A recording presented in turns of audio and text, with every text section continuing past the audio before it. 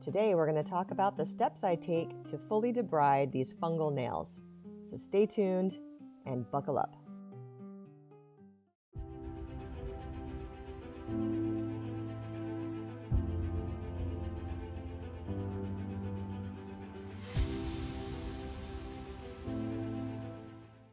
Hey everybody, it's Rachel here, aka the Nail Therapist. Today we're talking about fungal debridement. The very first thing we want to do after applying that cuticle softener is trim back the nail. I use the cuticle nippers in order to do this. My favorite are the Stalex Pro, which you can find a link to in the description box. They stay sharp for a very long time, but you can tell I'm struggling with her nails because they're really hard. But they are very sharp and they remain so for a long time.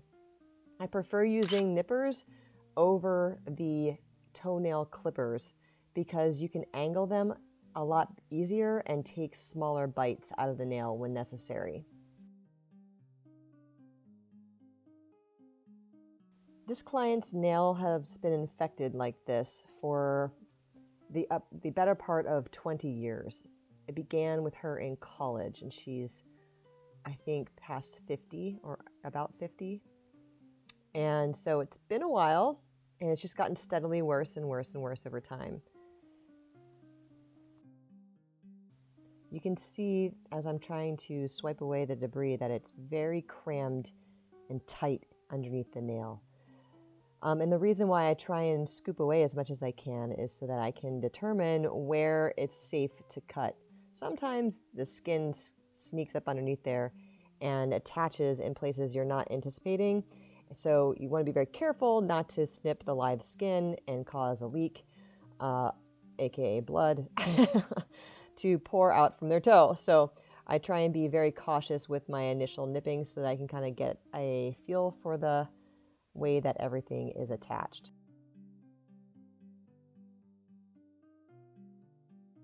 The goal with debridement is to trim away as much of the nail as possible that is infected and leave the healthy nail intact.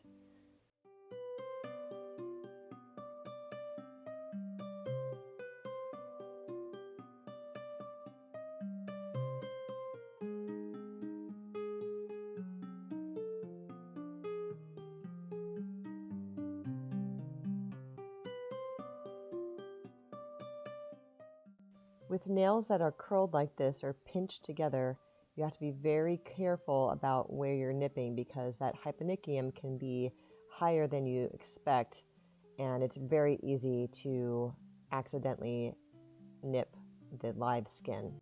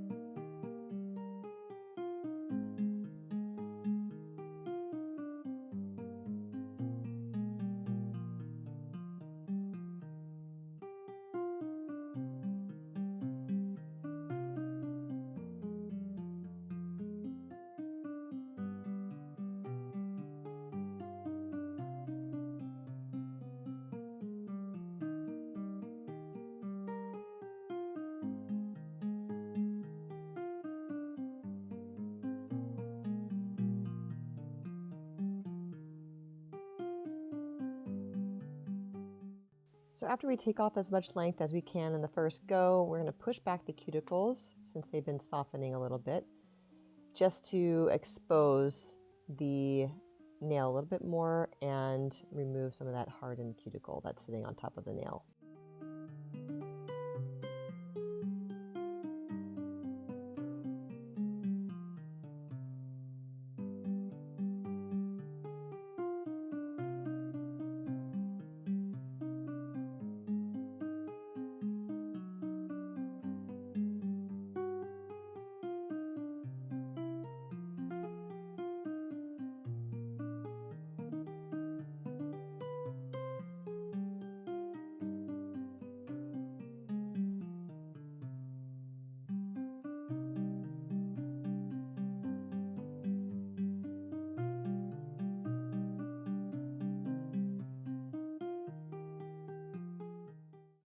Next, we're going to grab the carbide bit. This is the safety top tapered barrel carbide bit that I use to reduce the thickness of the fungal nails. This helps me see a little further into the nail to detect if there are areas that are more prone to crumbling away or if they're actually fully intact. As you can see with this nail, the free edge or the area halfway down, it's all white and crumbly. So you want to try and remove as much of the thickness of the nail as possible and even get down to the nail bed if it is tolerated, so that whenever you apply the topical, whatever topical they choose to use, it'll actually get to the source of the fungal infection rather than sitting on top of keratinized hard nail.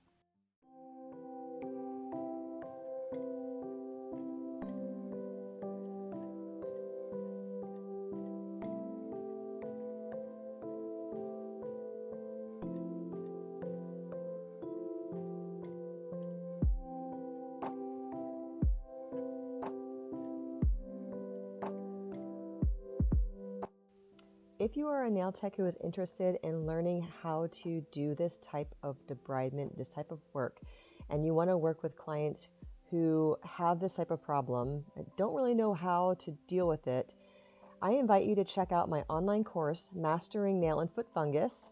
It's through my school, Revive Nail Academy, which you can find a link to in the description box. And it is the most comprehensive course out there currently that focuses solely on onychomycosis and tinea pedis, what that all means, and what to do about it as a nail technician. It probably takes about, I'm going to say 7 to 8 hours to get through all the information. And I try to make it on a level that you might expect a college course to be at. So there's a lot of science and there's also demonstration, and I go through all the tools that you'll need. It's just a lot of information. I really hope you check it out. There's a huge need for nail techs who handle this type of foot care in the industry. I'm actually overwhelmed with clients at the moment, and I have to stop taking new clients because I just don't have enough space. I'm booked out solid for 3 months. And so I felt like it was unfair for my regulars to ask them to book out everything 3 months in advance. So if you're super into this stuff, or even if you're not, but you think you would like it and you think it would be good to help this population, I really hope that you check out the course and get the training.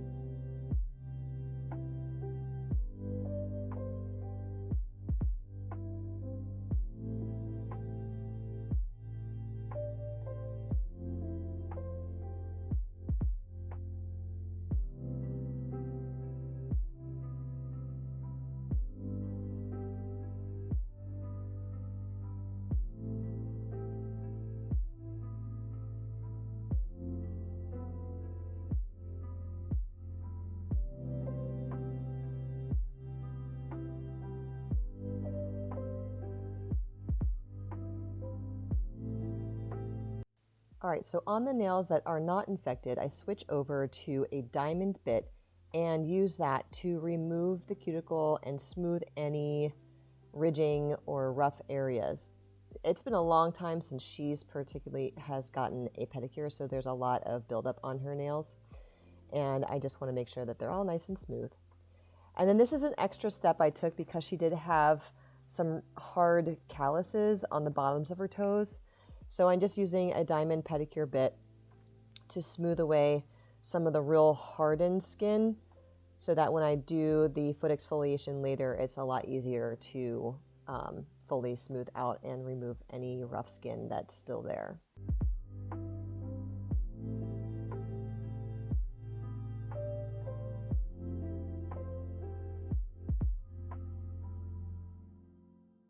And now we just repeat all the steps on the other side.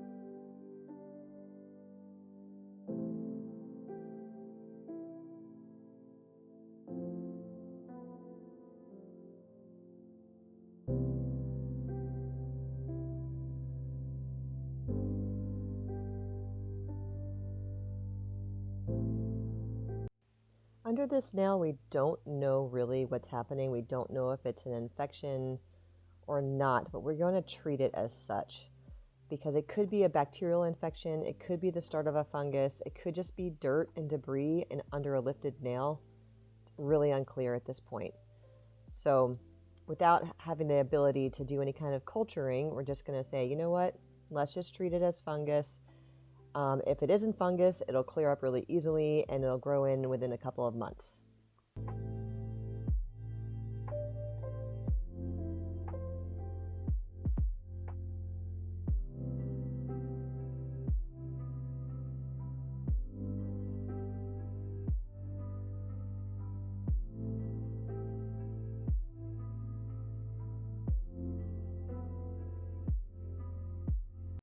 You can tell it's been detached for a while because as I cut away, the nail bed, the live nail bed, is receded pretty far back. So when the nail does grow in and start to reattach, it will reattach higher than it is now, but it'll have a larger free edge on that side where I cut away.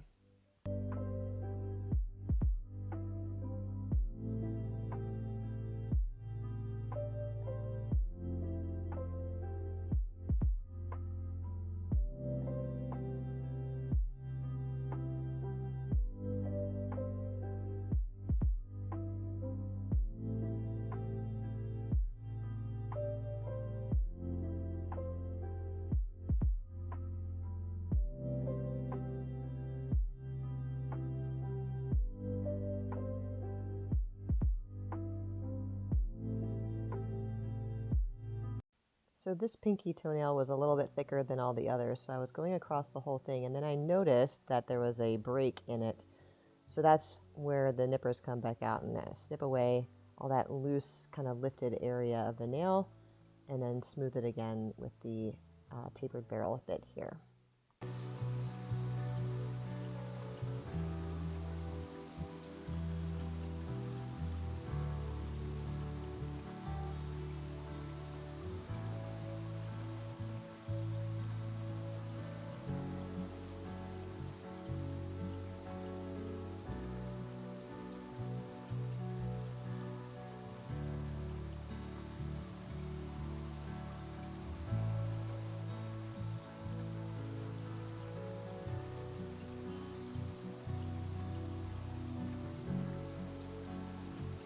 One of the things I started using this bit for is, as you can see, I use it to smooth the free edge and sort of shape it.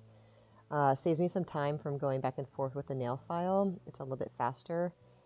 Sometimes I still use a nail file though, depending on what I need it for. But it's kind of nice that I'd be able to use the same tool to do all these different things with the nail. And you might notice that I don't shape the nail perfectly straight across.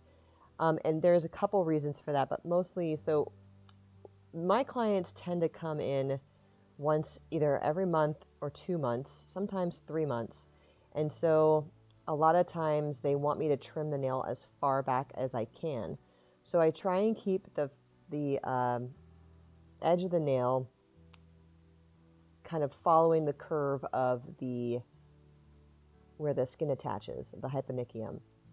And then on the corners, I'm very careful not to leave them sharp, because as the nails grow in, they tend to push against their neighboring toes, and it's very uncomfortable for the client, especially if you've got toes that are overlapped or squished together. You want to make sure that the corners are rounded and filed back so that it doesn't cut into any skin as they grow.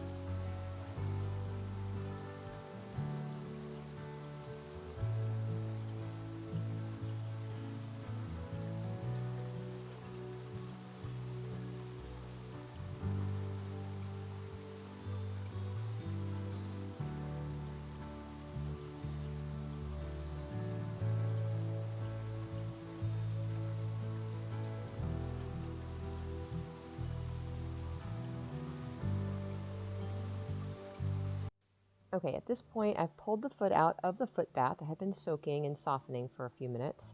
I'm leaving the right foot in longer because that's the one that's infected with the nail fungus the most, and I want it to soak and soften for a little bit longer.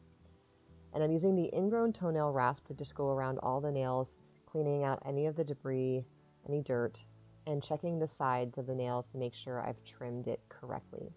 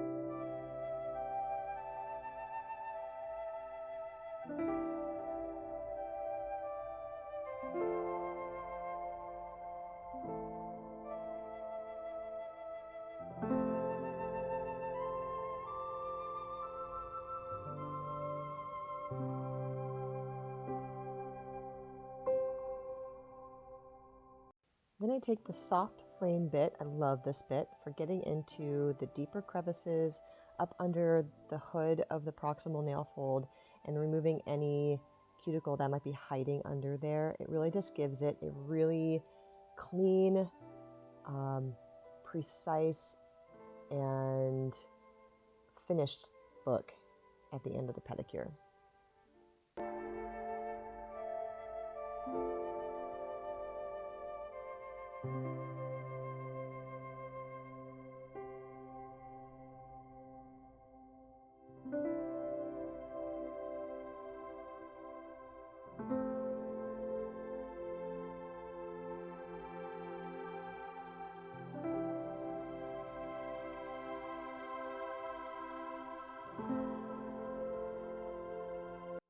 I also use this bit to go along the free edge, up underneath the free edge, to just remove any hangers on. Sometimes you get like these little frayed nail bits that just look like little fringes.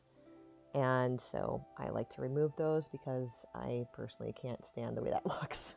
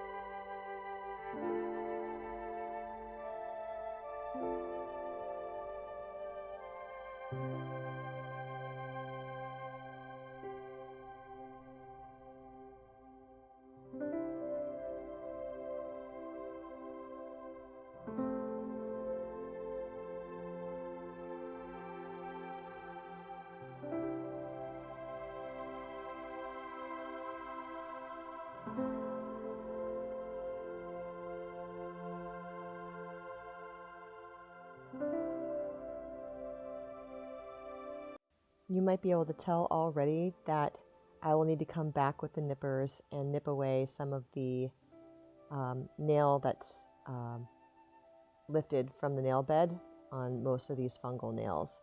So that'll be an extra step I have to do after cleaning off as much debris as possible.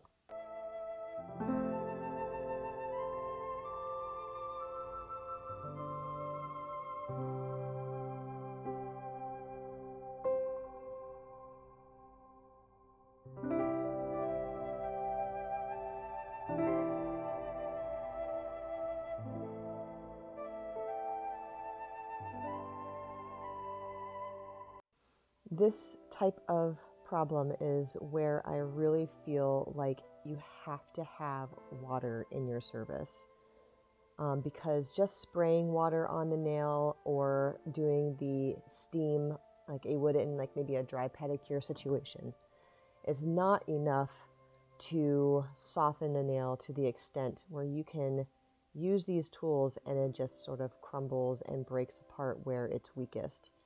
So it's super important to get that submersion in the water to really be able to fully debride the nail, I think, effectively. I'm sure there are varying, oh my gosh, what's the word? Opinions, holy smokes. This is my perimenopause brain coming out.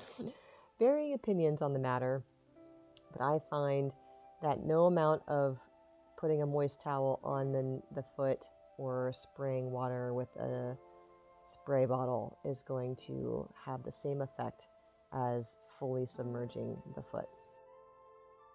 I will say maybe the only caveat to that would be if you have one of those nail e-files with the water attachment that sprays water as you're filing away.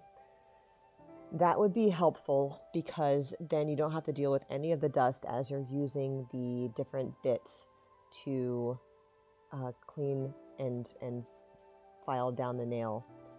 So unless you have one of those, I would recommend doing the foot bath.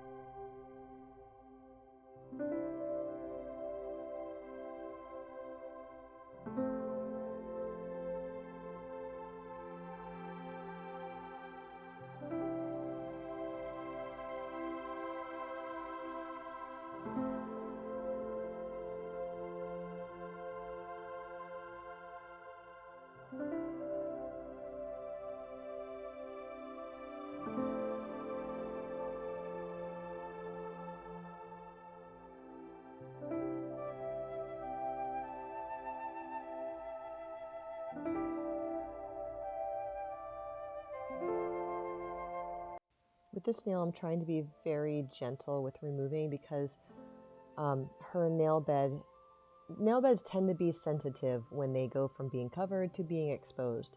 So I'm just trying to take a little bit at a time and just being cautious not to rub against the nail bed itself very hard or at all.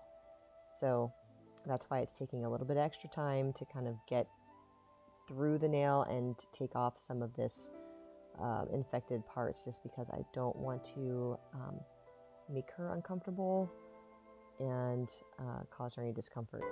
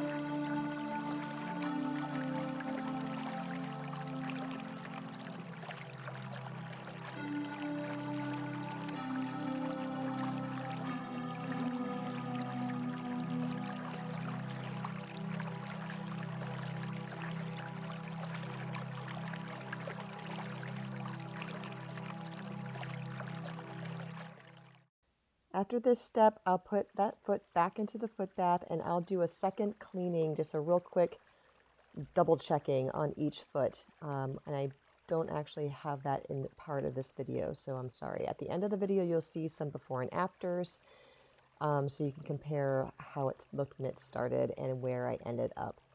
So hopefully you enjoyed the video and you learned something new.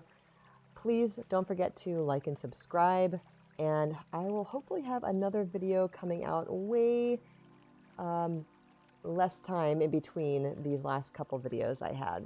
Now that sports are calming down, I have a little bit more time to focus in on that. Thank you all so much for watching. I will see you again soon. Take care, everyone.